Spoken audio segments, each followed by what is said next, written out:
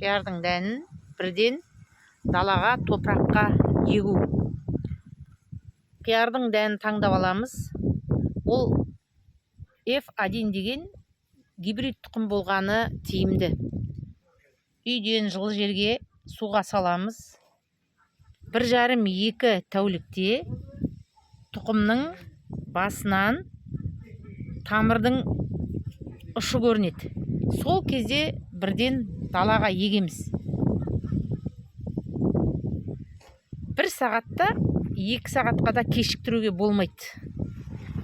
2-3 сантиметр топырақты қазамыз, дәнімізді саламыз.